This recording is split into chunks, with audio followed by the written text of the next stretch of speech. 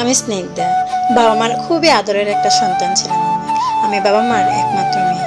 আমি যখন ক্লাস 9-এ পড়ি তখন আমার বাবা মার পছন্দে আমি বিয়ে করি। আমার পরিবার যেহেতু আমার বিয়ে ঠিক করেছে, আমি আমার পরিবারের অমতে কোনো কিছু বলি নাই।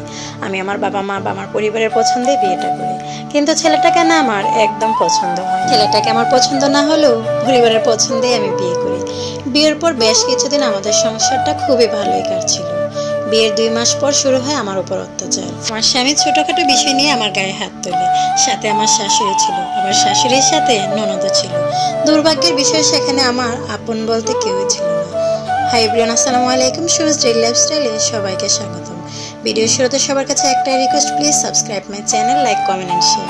আমার কপালটা না এতটাই খারাপ, দুর্ভাগ্যবশত 5 মাস আমি সংসারটা করতে পেরেছি। 5 মাস পর আমার সংসার জীবনের ইতি টানতে হয়েছে। আমার আব্বুর সামনে আমার উপর অত্যাচার করা হয়। আমার আব্বুর সামনে আমাকে যখন গায়ে হাত তোলে তখন আমার আব্বু আমাকে ওইখান থেকে নিয়ে আসে। ওইখান থেকে আসার পর আমি না মানসিকভাবে একবারে ভেঙে পড়লাম। শুধু ভাবতাম জীবনের মানেটা যখনই বুঝতে শিখলাম তখনই আমার জীবনে নেমে আসলো এই দুর্ভাগ্য। পরিবার, আশেপাশে কারোর সাথে নামে কোনো কথাই বলতাম না। সবসময় সবার কাছ থেকে নিজেকে দূরে রাখতাম। আর পুরুষ মানুষের উপর না আমার খুবই ঘৃণা জন্মেছে। একদিন আমি সিদ্ধান্ত নিলাম আর কখনো জীবনে বিয়ে করব না। পড়াশোনা করে নিজের পেয়ে নিজে দাঁড়াবো, নিজের কেরিয়ারটা গড়বো। এভাবেই চলতে লাগলো আমার এক জীবন। হঠাৎ একদিন আমার নানুর বাড়িতে আমরা বেড়াতে যাই। ওইখানে আমার খালামণির বিয়ে ছিল। খালামণির বিয়েতে আমাকে একজন ছেলে দেখলো। ছেলেটা হচ্ছে আমার খালামণির ক্লাসমেট। আমাকে দেখার পর আমাকে প্রপোজ করে। আমি কিছুতেই রাজি ছিলাম না। উনি বেশ কিছুদিন আমার পেছনে অনেকভাবে উনি আমাকে বোঝানোর চেষ্টা করতো, কিন্তু আমি না কোনোভাবে রাজি হচ্ছিলাম না। কারণ আমার মনে সব সময় ভয় থাকতো। আর পুরুষ মানুষকে আমি তখন খুবই ঘৃণা করতাম। আর খালামণির ফ্রেন্ড সবাই না আমাকে বোঝাতো আমি যাতে ছেলেটার সাথে রিলেশনে যাই। ছেলেটার পাগলামি আমি সহ্য করতে না পেরে একদিন ছেলেটার সাথে আমি আমার সব কিছু শেয়ার করি। আমার জীবনে অতীতে যা কিছু ঘটে গিয়েছে সব কিছু আমি ছেলেটার সাথে শেয়ার করলাম। আমার অতীতের সব কিছু শোনার পর না ছেলেটা আমাকে বিয়ে করতে রাজি হয়েছিল। কারণ ছেলেটার সাথে একটাই কথা বলেছে, আমি শুধু তোমাকে চাই।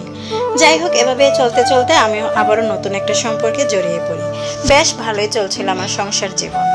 এইভাবে চলতে চলতে আমার পরিবার থেকে বেশ কিছুটা বিয়ের অফার আসে। আমার পরিবাররা আমাকে বিয়ের জন্য চাপ দিচ্ছিল। তখন আমি তাকে বললাম, দেখো এভাবে আর কতদিন চলবে। আমার পরিবার থেকে আমাকে বিয়ের জন্য প্রেশার দিচ্ছে। শুধু উনি আমাকে একটাই কথা বলতো, তুমি একটু আমাকে সময় দিতে হবে। কারণ কিছুদিন পরে উনি বিদেশে যায়। প্রথমে তিনি লিবিয়া যায়, লিবিয়া থেকে তিনি ইটালি যায়। উনি প্রবাসে যাওয়ার সাথে সাথেই না আমার বাবা মা আমার খালাতো ভাইয়ের সাথে আমার বিয়েটা ঠিক করে। আমি আমার খালাতো ভাইকে না করে দিই। ওইখানে সম্পর্কটাও আমি ভেঙে দিই। এটা নিয়ে আমার বাবা মার কাছে আমি অনেক কথা শুনতে হয়েছে। বাবা মার কাছে খারাপ সন্তান হয়ে গেলাম। আমি ওনাকে অনেক সময় দিলাম। ওই মুহূর্তে গিয়ে আমি কলেজে ভর্তি হলাম। কলেজে যখন ভর্তি হলাম তখন আমার বাবা মা আমাকে লেখাপড়ার খরচটুকু দিত না। আমি টিউশনি করে আমার লেখাপড়ার খরচটা চালাতাম। বাবা মার এত আদরের সন্তান হয়েও আমার বাবা কিন্তু আমার সাথে কথা বলতো না। আমি যখন অসুস্থ হতাম, অসুস্থ শরীরটা নিয়ে না আমি বিছানায় পড়ে থাকতাম।